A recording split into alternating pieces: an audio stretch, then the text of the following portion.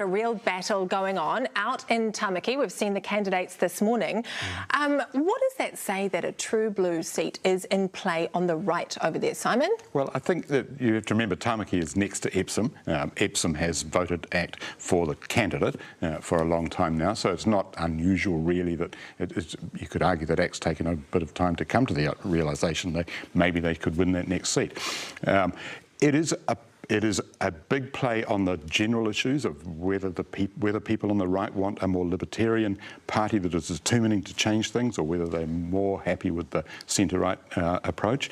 But also there's that overlay of Brooke van Velden being a liberal herself versus a fundamentalist or conservative Christian.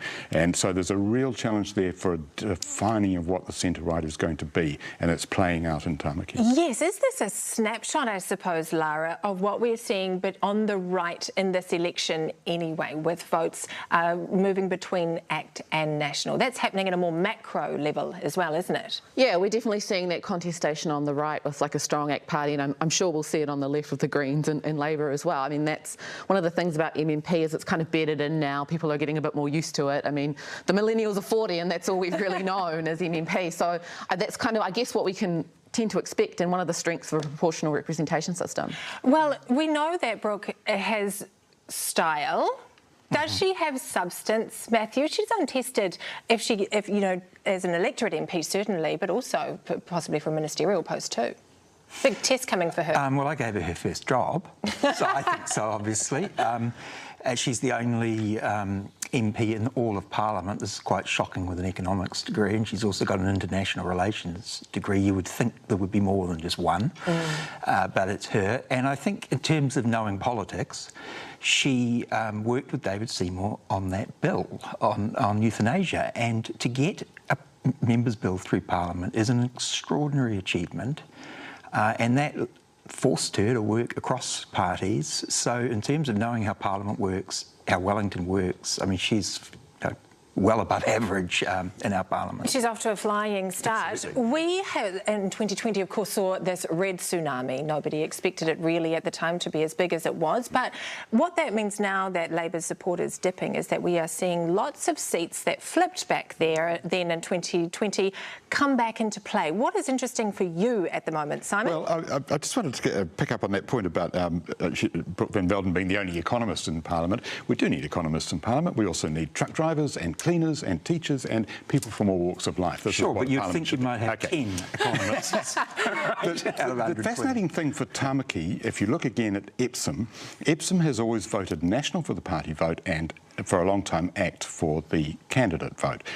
And David Seymour's always said these are the smartest voters in the country, but actually I've always been puzzled why Epsom voters don't give both their ticks to ACT. And that's a question that will be in play this time. Both parties are claiming they're going to run a two-ticks campaign in Epsom, and it is the same in Tāmaki as well. Will people vote Brooke van Velden but also National, or will they give both their ticks to one side or the other? That's a really fascinating way to look at this electorate now, I think. Yeah, absolutely. And you have your eye on Auckland Central. Yeah, I've been watching Auckland Central because that was a strange one last time round, and obviously Chloe Swarbrick ran a great campaign. But if you look at the turnout between 2017 and 2020, 6,000 more votes appeared, and Chloe only won by about 1,000. So I'm not 100% sure what's going to happen there. I think those dynamics are really interesting because, you know, on the one hand, it's like, yeah, she's got a profile, Chloe's got a profile, she has been doing a lot for the electorate, but on the other hand, 2020 was just a really weird election. Matthew, anything that strikes you about the races that we're seeing kind of take off around the country at the moment? Well, I think, you know, ACT now has, 15 times the support that it has in the past. So I would think in Epsom, you would see ACT and the Greens both do well. The Greens normally do well in Epsom and places like that. And in Tamaki, I think that you will see double ticking of ACT there.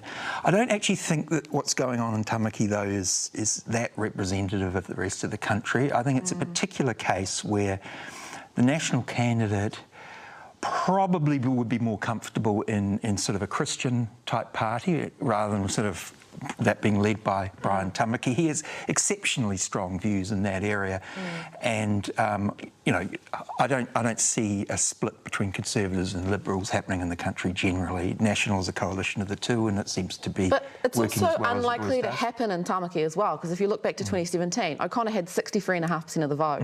That's a huge margin. Like, it's still unlikely that Van Velden's going to win in Tāmaki realistically, unless there is some kind of that strategic voting happening on a mass level. I wouldn't bet against her at all in Tāmaki.